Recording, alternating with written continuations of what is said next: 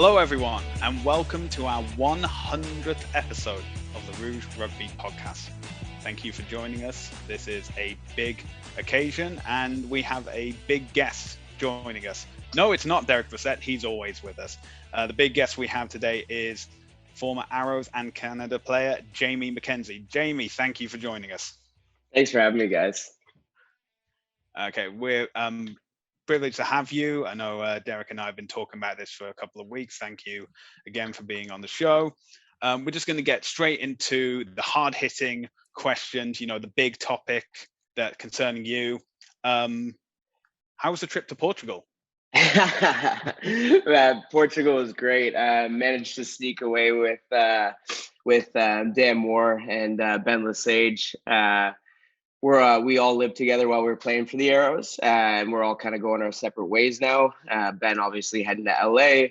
Dan just bought a new place in Toronto, and I'm moving out kind of to the burbs for a bit. So we decided to do one little last trip together, and it made sense with Ben playing in Europe with Canada that we'd pick somewhere over there. So we did a little bit of surfing, a little bit of hanging out in Portugal, and it was a good break and kind of a good send off for each other. How much of the trip was paid for by Ben's LA signing bonus? I think the trip was pretty much free for me and Dan. Oh, all right. Well, at least now we know why he went to LA anyways. No. I wish that was the case. I tried to get Ben to hire me as an assistant so he could at least expense it, but he wasn't into that. What's the point of having friends in these places if they can't help you out?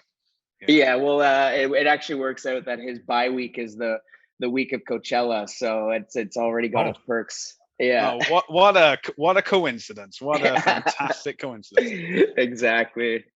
All right, we're talking about the present, but we're gonna just take a step into the past. So we ask these questions to anyone who comes on the show, and so this is a question about like your origins in rugby and getting started. So. Because everyone has a different journey, what got you started in rugby? Basically, in the simplest form, it was my brother. I'm 2 years younger than him. He kind of always led the way with. I basically just followed everything he did when I was younger. Started with hockey, and then he was playing rugby. And I guess my parents probably just didn't want to do extra drives, so they sent us both to rugby practice and. That's kind of how I got into it, and he kind of grew into the sport, and I kind of followed his footsteps. So yeah, I'd have to put it up to my brother there for that one. I was going to say, like, our next question is usually like, who is like an influential figure to helping you develop as throughout your rugby career? But sounds like the answer to this question might be your brother. But yeah, honestly, he's always been super driven, and he was in love with rugby from the start. I was more of a hockey player, and when that kind of didn't work out the way I wanted it to, I was kind of playing some rugby and stuff too, and kind of started enjoying it more because I was getting to play with him. Me and him actually played together in grade 10 when he was in grade 12. But yeah, he was definitely a big factor in me falling in love with the game and pursuing it more at a high level. And then obviously there's a few coaches that really kind of helped me along the way, that really kind of showed me what the game's all about and the culture of it all. And a couple names that jump out is my high school coach, Don Stewart. He was really inspirational guy to play for. And then there's a ton of Ontario coaches that really helped to push me to pursue rugby further. Paul Connolly, I don't know if you guys know him, but he's figurehead in Ontario rugby. He was awesome. And there's a few guys, Jim Delaney as well, who used to do some Canada stuff. I haven't talked to him in a while, actually, though. But yeah, a lot of the coaches, but I'd really say my brother was the one that pushed me into everything and helped encourage me. And like I said, he was always super passionate, and I just followed in his footsteps. So I guess the ultimate follow-up question then for that is just how cool was it to, like, you guys are the first set of brothers to start for Canada at a World Cup. So like, just like, how cool is that moment for you? And obviously now that, you're retiring from Pro Rugby. So like, is that like I guess, one of the highlights of the career that you kind of look back on, or like how cool was that moment for you guys? Yeah, definitely. I kind of took some time to reflect on my whole career once I decided to make the actual decision to retire officially. I know I've kind of semi-retired here and there throughout my career, but yeah, it definitely took some time to look at all the, I guess you'd say, highlights of it. And one of those, I think, top of the list is starting that game against Italy with my brother in front of my family at the World Cup in England. And then another one right up there too is getting to play pro with him in London. So a couple cool things that not a lot of people get to do with one of their family members.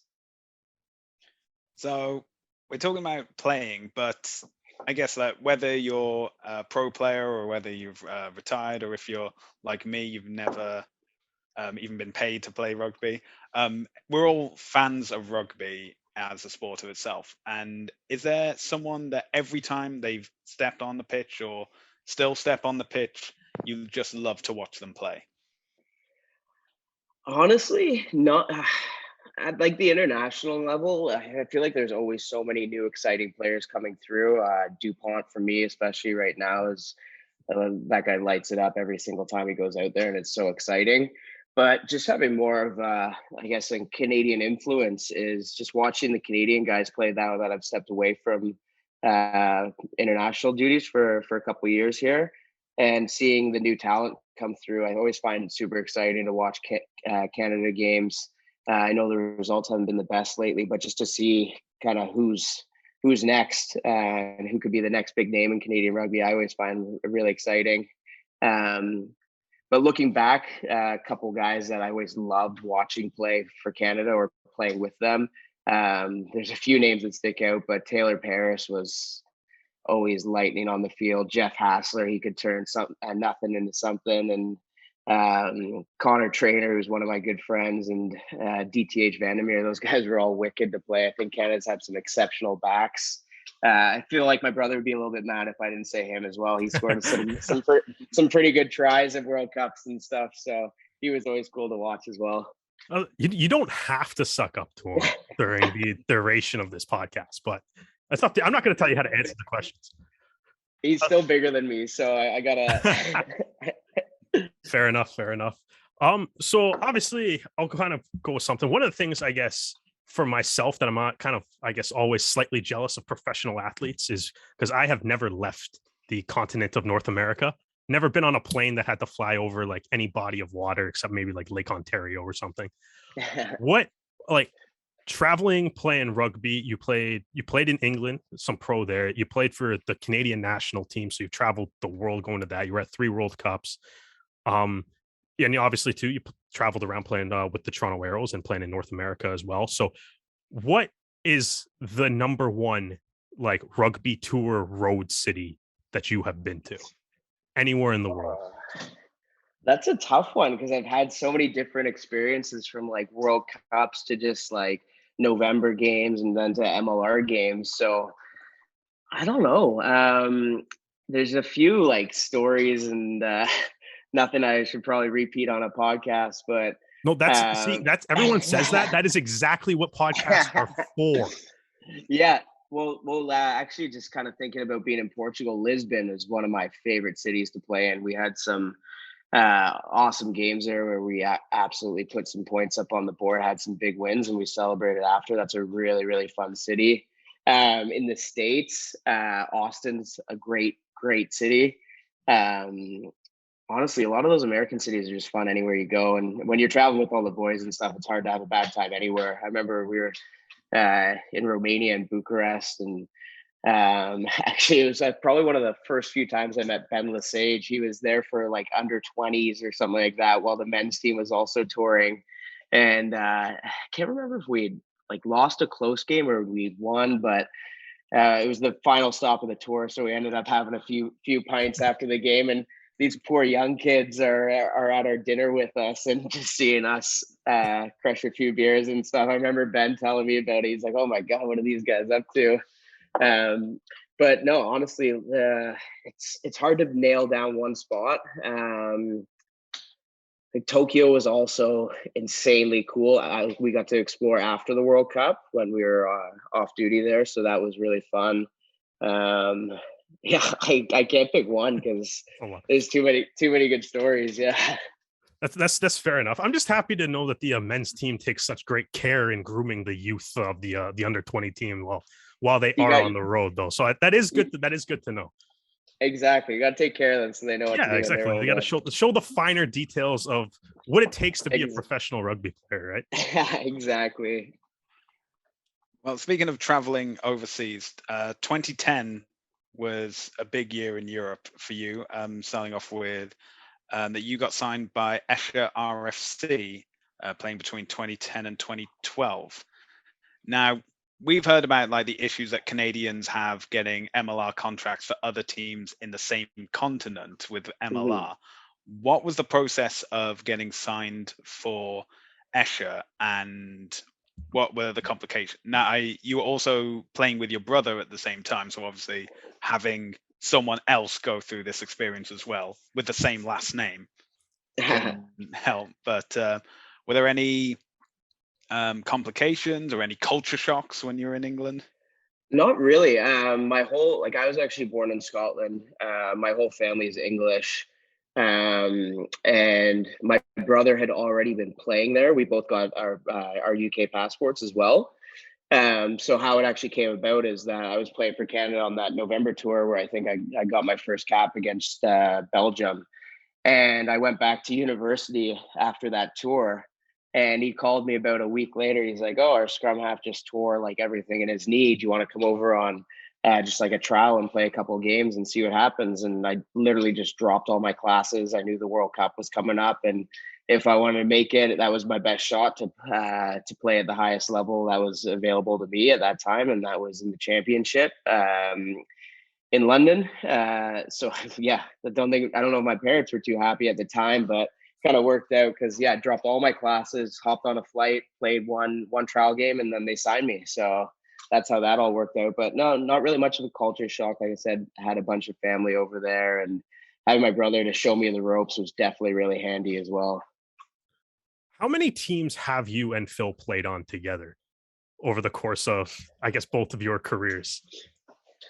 Including high school. So it would have been high school, Oakville Crusaders, UVic together, Escher, the national team, and then probably actually we did like a Canada under 21 like little mini tour together. So there's got to be like upwards of 5 or 6.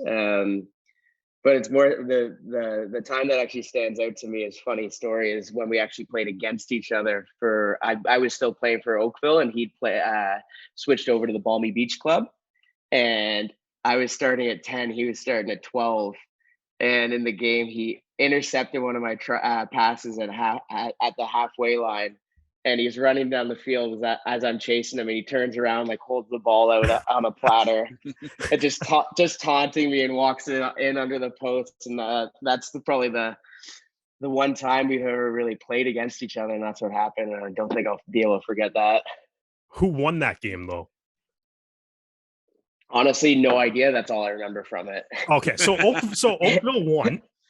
Yeah, exactly. So you can turn that around on him. It was actually it was a consolation try. You intentionally you felt bad for him. That's exactly. That was the only try they scored. Must have been in like the 79th minute when we were beating them 60-0. So that's exactly what the final score was, 60-5. Yeah. And so Phil's puppy dog eyes, and we're like, "Oh, I gotta give him one, or else mom and dad are gonna." Yeah, exactly. Your mom would have been upset, and then you couldn't let that happen, right? Yeah. That's actually a hilarious story though. Did you like how I was gonna say like how competitive like were you guys like growing up then? Like is that like a typical, like I guess there's no taunting penalties in rugby. You don't really see it too often. Yeah. I wouldn't say we were never in situations really where we had to be like hyper competitive with each other. Because the age gap, like we were always playing for different teams, but like or with each other. So there's nothing really with each other in terms of like being competitive against one another. So I guess we were lucky in that sense. It was more just being competitive in general and kind of trying to push the other guy to be a little better and that kind of thing. Yeah. So kind of jumping back to Rugby Canada, playing for the national team, what do you remember about your first cap and, the first time that you kind of put on that jersey, and how did that game go? Oh man, that's so long ago. It's kind of hard to remember. It's making me feel really old here. I remember I was gonna say, don't say that, because I don't think I'm that much younger than you either. So the specifics that I like really remember just being like a really cool stadium to play at. I remember it being like a very small, kind of intimate stadium where like the stands were like a couple feet away from the actual sideline, and it was packed place. Made like, I say packed, it was like probably 5, 6, 7,000, but in such a small venue, it feels like 10 or 20. And yeah, I just remember, like, obviously had the nerves. My first men's tour, and I just remember how quickly it went by. I don't remember how much game time I got, but pretty much every game you play, it feels like it goes by instantly. Which is always kind of part of the rush, is you want to get to the next game and get that same feeling again. But those are like the big things. And basically just one thing that stands out is like standing up there for the first time and getting to sing the anthem. I know it's a little cliche, but it's such a cool feeling with some of your best buddies and your brothers out there. And you're literally going to battle with another team. So it's kind of hard to really put into words how it all feels at that time. And you don't know if it's going to be just your first or your last. So try to soak it in, try to soak it up as much as possible, really. So you've been selected to play for Canada across 3 different World Cups. 2011 in New Zealand, 2015 in England, and 2019 in Japan. What were some of your best experiences from each of those World Cups? Ooh, all 3 were so different. I would think I was like 21 or 22 at the time of the first one, and I'd kind of gone into that with the coaches telling me that it was more of a chance for me to like learn and grow as a player, and it wasn't necessarily going to see the field a whole lot. And I kind of just took that in stride and tried to soak up everything I could. Rather than be upset about not playing, just try to make the most of it and learn anything I could, because the guys on that team were phenomenal, and that was a wicked one to be a part of. You got the likes of Cudmore, Pat Riordan, Nanyuk Dalla, Kleberg, Jason Clare, like Chauncey O'Toole. Those guys were tough as nails, and being part of a group like that was insane. And then being at basically the home of rugby, and in terms of the cultural sense, like, it's hard to beat that. And then I feel like England was different in the sense that I actually had an opportunity to kind of be a starter and compete for a spot, and playing in the actual home of rugby in front of crowds that were like 30,000 people, 40,000, whatever it was. Like that was a whole different experience, and getting to start against Italy and almost taking that scalp was pretty spectacular. I think we just missed out on one bad forward pass call, which I don't think was actually forward.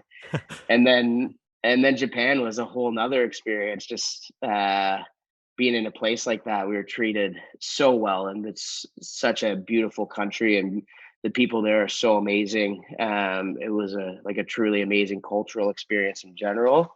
Again, disappointing results, but it's everyone's so different, and they're all so unique, that I'm so lucky that I got to experience 3 different ones in 3 completely different locations with basically, like, yeah, it's hard to pick out anything that really like from any individual one, but just being part of all 3 was phenomenal.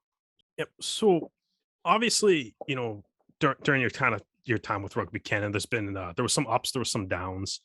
Now, unfortunately, as you kind of alluded to earlier, when you're talking about how like excited you are to see someone like the younger players coming up through the ranks, and like what the future of Rugby Canada is. Unfortunately, with the loss to Chile, Rugby Canada will not be at the World Cup for the first time in the World Cup's history. And I think, one of the things that's like, you can kind of see it if you go online. There's a lot of like, I guess, frustrated Rugby Canada fans kind of going out there. But I also kind of like, in kind of listening to some of the podcasts that we've kind of recorded and kind of going back and looking at some of the things that are being said online, I think at certain points we've all been kind of guilty of like just getting like the pitchforks and torches out and kind of yelling and screaming. And but what I'm kind of more interested in is like, I guess the like solutions and stuff, like helpful ideas and like, or I guess constructive criticism and things like that. So you have recently retired from playing pro rugby. So I know you have a job. You just said before the podcast you were coming home from work, building some great houses. But I'm going to give you a different job. I'm going to put you in charge of Rugby Canada right now. Oh God! Yeah, so it's a big job. It's a big job. I don't know if that's one that many people want right now, to be honest. But no. Well, I think there's a lot of good things in the works. In terms of the MLR, and everybody expects like results right away. Professional rugby has been in the UK and abroad for a while now, and they've got their pathways and people coming up, and it's actually an opportunity where you can make some money if you don't play one of the big sports in whatever country it is. And I think that is a big starting point. It's just being patient with taking the time to see it develop. One thing I would like to see in terms of growing the sport, especially in the States and helping North America in general, would be scholarships in the States. I think that would be absolutely massive. If you can start kind of converting some players, so I'm speaking more so specifically to the States right now, but if you can convert some players earlier on, that guys that might not get those football scholarships, but they actually have an opportunity to still go to college, and you can build up those programs and get them into the sport earlier. I think that would be huge.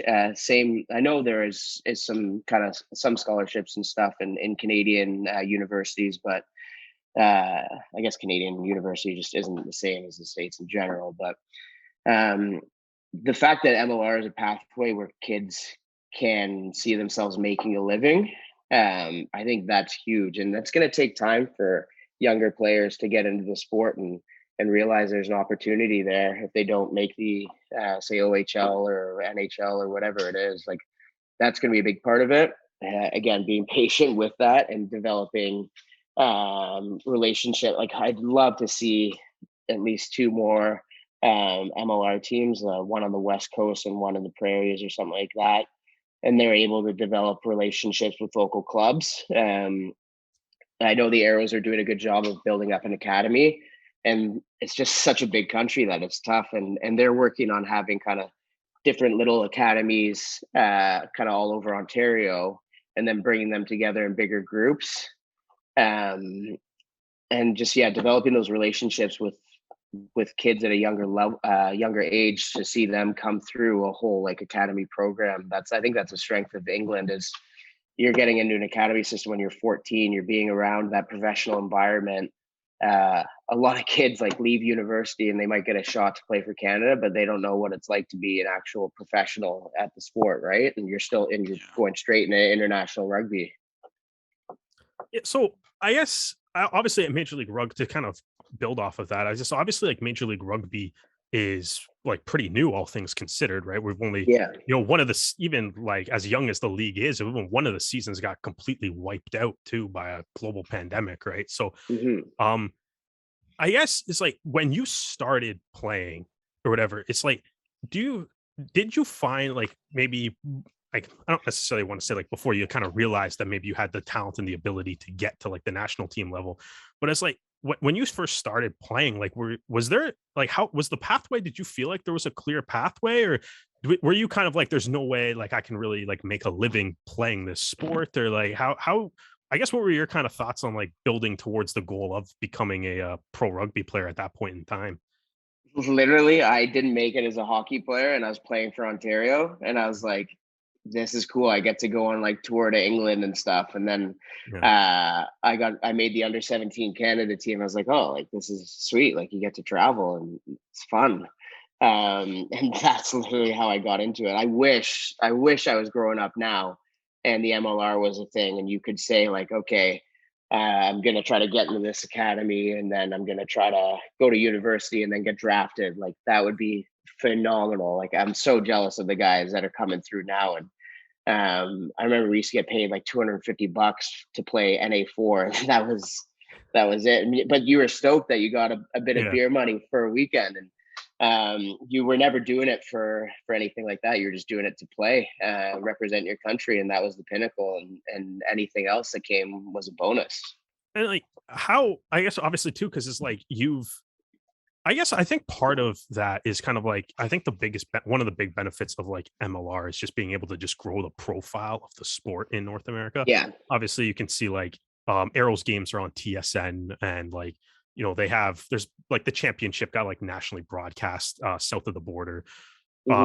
It's like, so obviously like, I mean, you've done like a little bit of like TV and stuff for the Arrows too, which we'll get into a little bit more later, but like what I guess my question is there anything that you see that like you would like to see like the MLR do as far as like, I guess maybe like some like marketing and like kind of things like that to help grow the game, kind of just growing like that, I guess, visibility of the game of rugby in general? Yeah, I think they've already made huge progress. Going back to the days of Pro Rugby, and I remember my brother played in that, and watching one of those streams was painful. Like they were scrambling last minute to find somebody that would stream it or broadcast it or whatever it was. So the actual production value that we see now is grown like crazy. More of that. You have to like really dig into that North American culture of like kind of bright lights and all that kind of stuff and production factor and all that. And I think LA's done a good job of that, like getting Steve Aoki out for the finals and doing like crazy things. And I know it costs a lot of money, but hopefully it's worth the investment now down the road, right?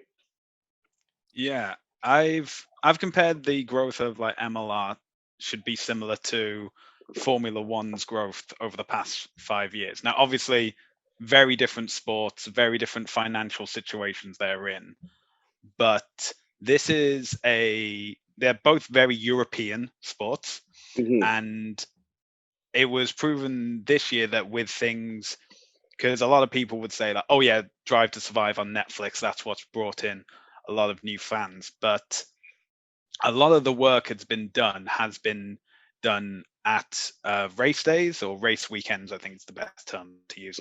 And one of the big things they've said is that they've turned these weekends into events, because American sports fans expect big events for everything. And credit where it's due, I think like Austin have done this very well.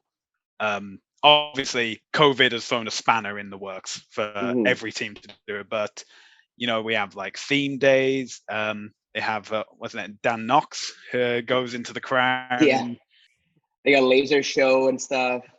Exactly, and with something like the bid for the 2031 World Cup to come to the United States, this is like the groundwork of what needs to be done. So with the US Grand Prix about a month ago, they had 140,000 fans in attendance, which is the highest of any US Grand Prix in history. And, you know, and like I say, they're not the same, different sports, different financial capabilities, but it's the small things that will make difference. I think the Rugby Network has done wonders for MLR, of making it a free platform for if you're not in the so for example, we can't see any Arrows games because they're on TSN, but if we want the replays, that's where we go to. And speaking of being on TSN, you made a few appearances in 2021. How did that experience come about? What was it like to do live TV? So how it came about, actually, I tore my my labrum in my hip in preseason last year, And so I wasn't able to travel with the team. And I guess they were in talks for broadcasting the games. And Mark Winokur kind of said to me, "Oh, you got like a bit of a personality. The players really well. You played the game. You actually know what you're talking about." I don't know why he said that, but no. And he just kind of suggested that. He's like, "Oh, would you be interested in doing any stuff for TSN?" And I was like, "Yeah, sure." Like, wouldn't turn down any opportunity really. And I thought it sounded kind of cool. But I went into it thinking I was going to do like a little color commentary and a little analysis. And the day I get there, they're like, "Oh yeah, you're the host of the show." And I was just like, "Excuse me?" And I never done anything like this before. I think the only thing I'd ever really done was like an interview after like a training match or whatever for like in a World Cup or something like that. And I was like, "Oh, what do you mean?" And he's like, "Oh, like you gotta, like, you're the traffic cop. You gotta welcome everybody onto the show. You gotta direct like the conversation. You gotta send it to the field." And I had never done any of this before. But luckily we got to do a few takes before we went live, but it was wild. Like, you got somebody talking in your ear while you're trying to have a conversation with someone, while you're trying to look at the monitors and figure out what's going on. And then they're like 30 seconds, so you got to send it to the field. I remember like after I finished the first show, I was like riding the high for like 6 hours. I was like, "Oh my God," couldn't believe it, but it was super fun. And slowly got like a little bit more comfortable, a little less nervous, but getting to talk about like guys you play with and a sport you love, like, it's hard to beat doing that. So it was wicked. Yeah, don't worry, I'll edit out the part where you said it took a few takes to do it, just so everyone believes the perfect first time. Yeah, exactly. The no rehearsals, nothing at all. I'm just trying to get you a job in TSN for like permanently though, so it's like it was one take. Exactly. It was flawless. I walked in, had no idea what I was doing, but I killed it. It was perfect. Exactly. Yeah, TSN. Exactly. Imagine if he had more training, more time to do it. It'd be, exactly. He'll be calling like Leaf games by the end of the year. There you go. Yeah, you'll do. That'll be one of your days. You'll do like the MLR final and then the Leaf Stanley Cup game on the same day next year. Yeah. Leaf Stanley Cup final. God, are we? What are you drinking? They've won 14 of the last 16 games, Stu. They're good. This is our year, guys. Yes. See? Exactly. See, Jamie knows. That's why we get Jamie to do the hockey and rugby, and you just do rugby stuff sometimes. I just do pessimism. Yeah. See, this is Jamie. Jamie's born in Scotland, raised in England, and I've got Welsh pessimism coursing through my veins. I'm gonna need some help with some good one-liners though for calling these TSN games. So if you guys have any suggestions, let me know. We'll send them over as long as the check's in the post. Yeah. When I get one, you'll get one. Yeah, exactly. As long as we can still use it too, and it doesn't look like too much copyright and stuff. Yeah. You can't have the copyright infringement happening, right? All right. So I guess we'll get you to kind of put on a little bit of that like TSN analyst / host hat here for a minute. And what do you make of the Arrows off season so far going into next year? And like, what do you kind of expect from the team next year? Obviously a little bit of Peter Smith, now the head coach. So a little bit of a coaching change there. The Ben LeSage trade, some people are kind of calling it one of the biggest trades in MLR's history so far. Acquiring Kyle Bailey. Yeah, we called it that. Yeah, exactly, Stu. So acquiring Kyle Bailey, a couple other new faces from overseas too. So just like in general, what do you kind of make of the Arrows off season so far, and what do you think like the expectations are going to be for this team next year? I think the first thing to say is it's kind of cool to be like saying stuff like that, like blockbuster trades. Like, that's what we're talking about, getting into that North American market, like being able to trade guys and have that excitement about an off season and who's a free agent, all that kind of stuff. So first of all, that's really, really cool. Second, the Arrows are always strategic in how they announce their players. They do it in like groups of, they might have been signed for a while, but they don't announce it until they've got like a group of 3, and then they're doing specific announcements throughout the off season just to keep the fans engaged and stuff. But looking at some of the moves that have happened, I think Bailey coming to Toronto is wicked. Last year, the Arrows struggled a little bit with their culture. Probably also to do with being on the road for so long and being in such a small space with the same guys for so long. So I think he's going to be vital in kind of not so much turning around the culture, but improving and increasing it. He's a great guy. He's a player's player. He gets the game. He'll be a vital line out option as long as he stays healthy. I think that's a huge acquisition for the Arrows. But on the other end of the spectrum, I think losing Ben is a massive blow again. A leader for Canada, a leader for the Arrows, spectacular player with a huge career in front of him. I think that's going to be a tough pill to swallow for them. But at the same time, there's been a few new signings. I'm not sure, don't remember his name off my hand here, but that center that they signed, Weta Tafunga. And I think it's kind of cool, not like having access to see the games that these guys have played before, and it's a bit of an excitement factor to see what you're going to get on the first day.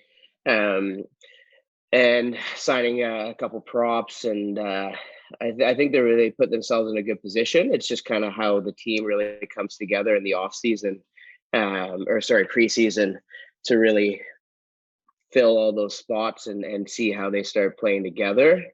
I love the move of Pete Smith being coach. I think being head coach, I think he's worked hard for the opportunity, and I think it's kind of his time to take over and see what he can do with the players that he's got. So that's pretty exciting as well.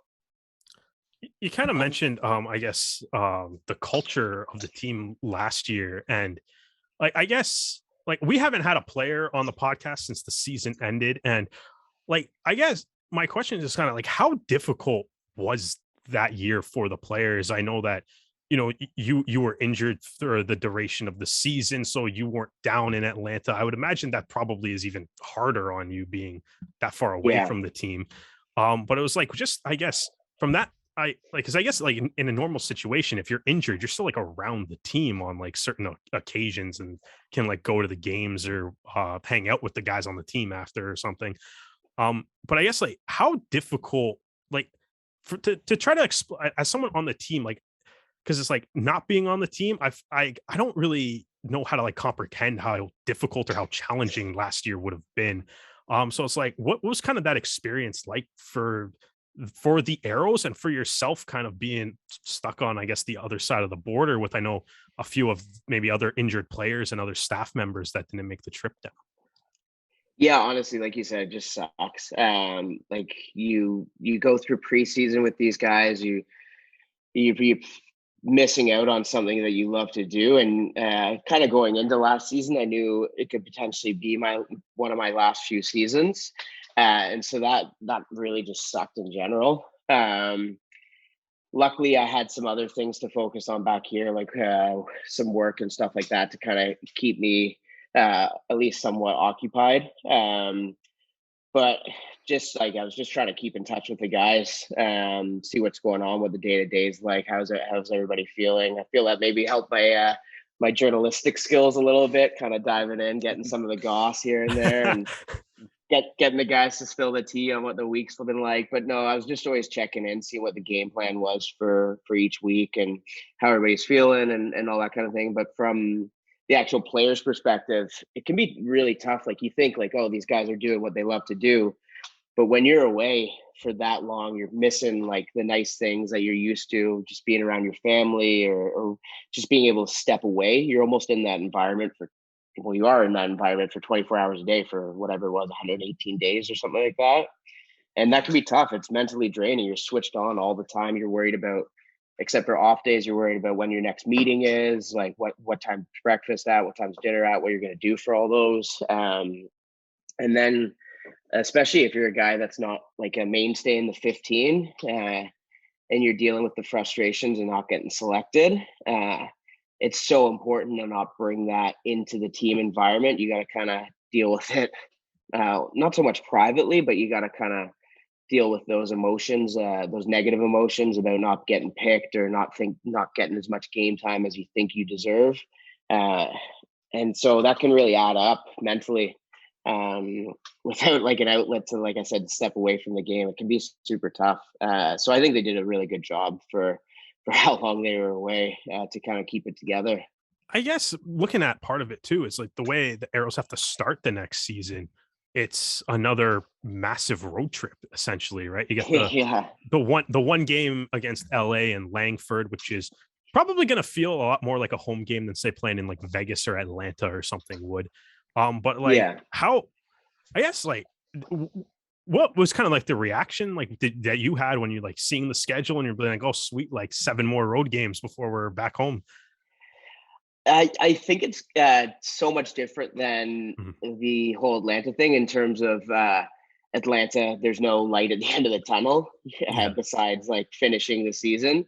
Whereas I remember our first season in the league that you're basically setting goals for chunks of games. Like, okay, here's our first 2 opponents. What are we trying to achieve with those first 2 games? And then you try to roll that in the next 2, and then by the time that's done, you're at 4, and then you're at 6, and then 1 or 2 more games, and then you're playing back at home. And if we can come out with a positive record out of that, we're into a home stand where teams are traveling up to us, and we're at home for several weeks in a row, and you're really just building up and trying to gain some momentum. So it's more like you're actually able to set the kind of micro goals into a bigger goal and basically chunk it out, which is easier. So I think having that game in Langford, like you said, that'll be pretty important because you'll be able to play a few games, reassess everything, reset your goals, almost get like a home game, like you said. I think they'll do a phenomenal job of getting some people out to that and supporting the Arrows, and then turning that into a homestand for whatever it is there are games remaining for the season. Well, that's the thing is that so Toronto, by the time they play Atlanta again in April, I knock wood because obviously COVID is still a thing. Yeah. Um, it'll have been over 1,000 days since Toronto last played in Toronto. As one of the few players that has the experience of playing in front of live crowds in Toronto, what was that experience like, both at either Alumni Field or Lamport Stadium? That seems like a whole like different lifetime to even think about that. It's weird.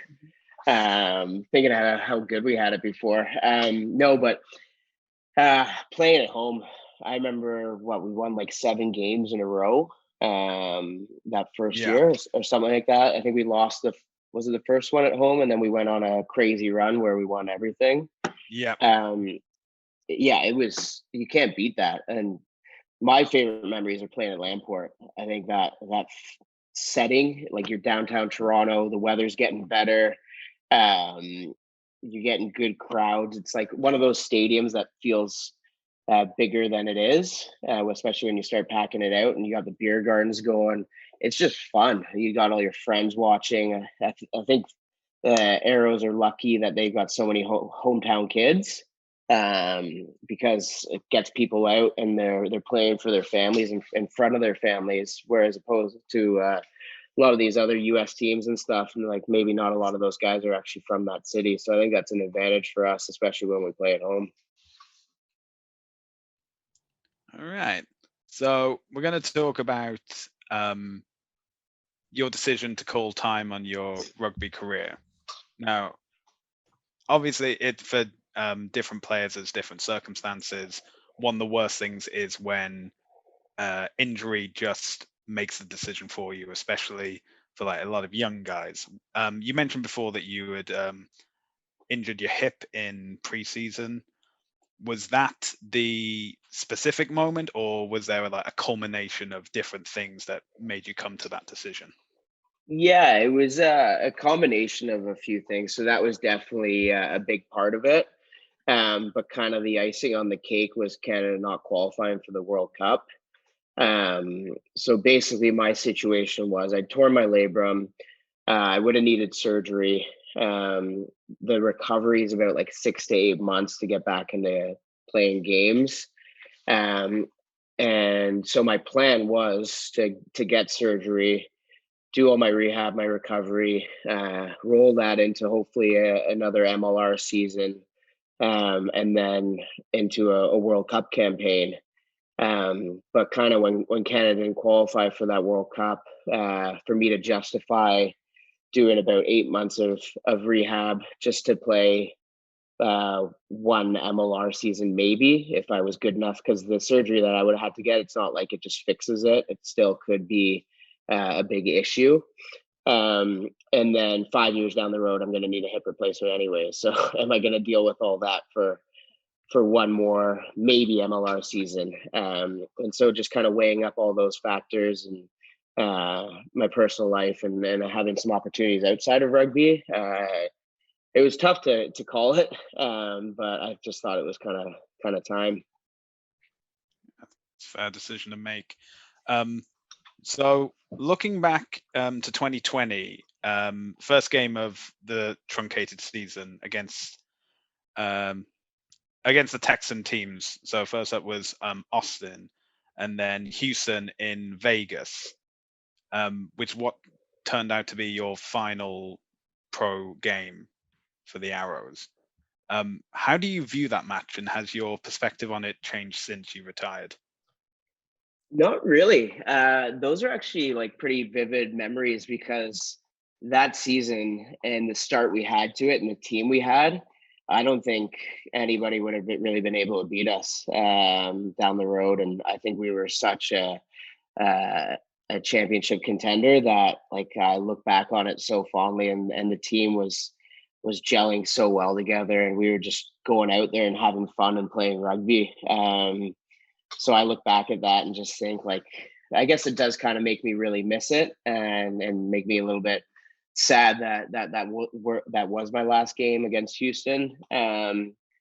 But yeah, I just wish we could have had that whole season. It would have been, I think, phenomenal for the Arrows in general. And if we got to play at home, rolling like with the team that we had there, it would have been wicked to grow the game and the brand for the Arrows too.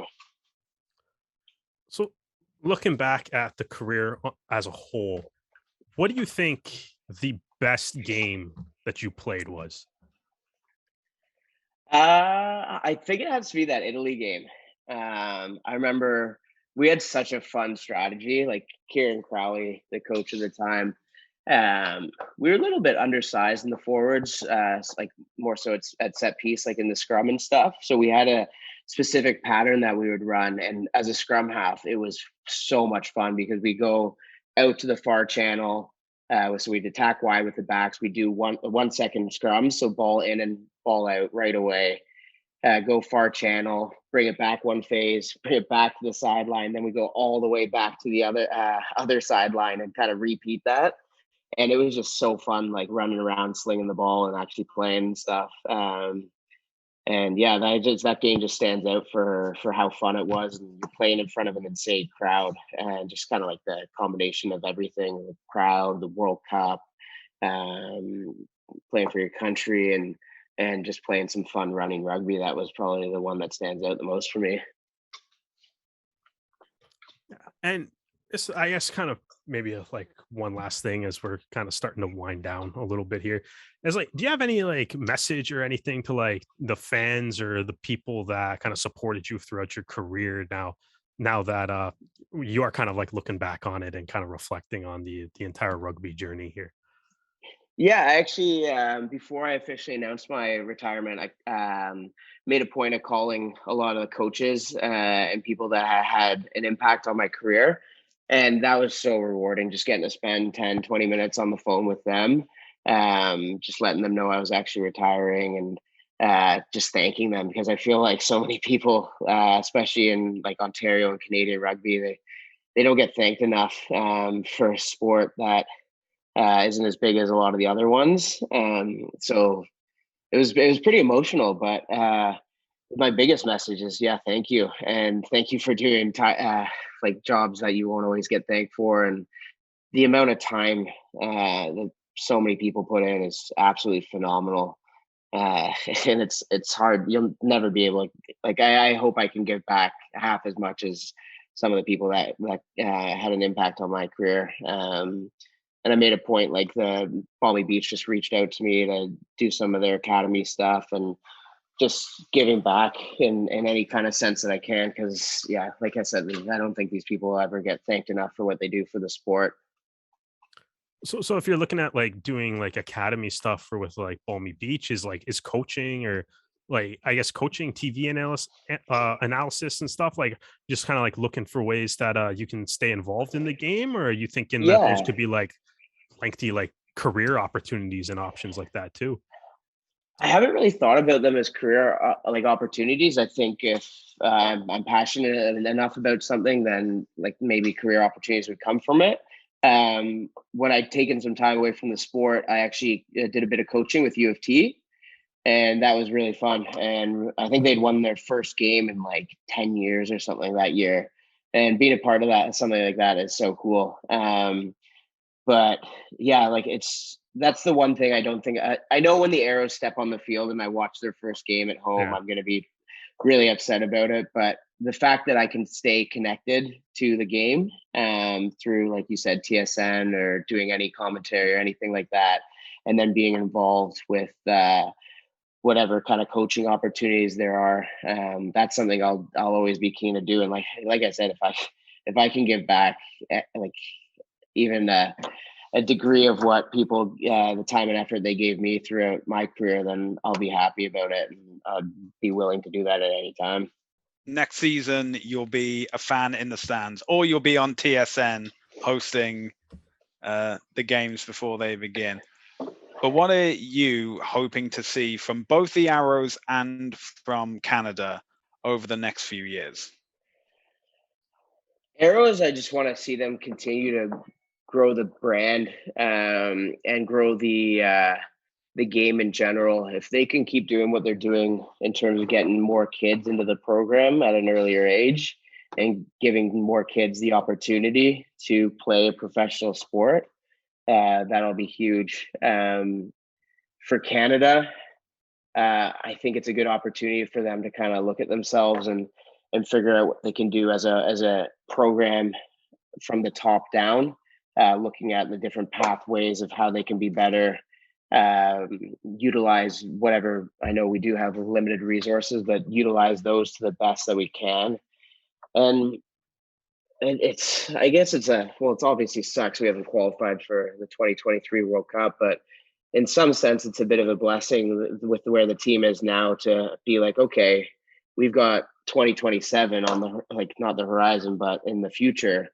What are the steps we can take to build up to that moment? And rather than you're trying to like doing the repechage and just squeaking by and then like you're not really planning for anything, I think it's a good opportunity for Canada to plan so far down the road and come up with a really good plan for that to get us back into where we need to be to qualify for that World Cup.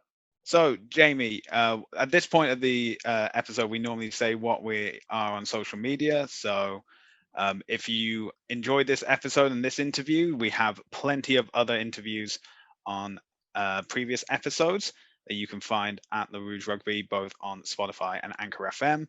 You can find us on social media on Instagram, Facebook, Twitter at the Rouge Rugby.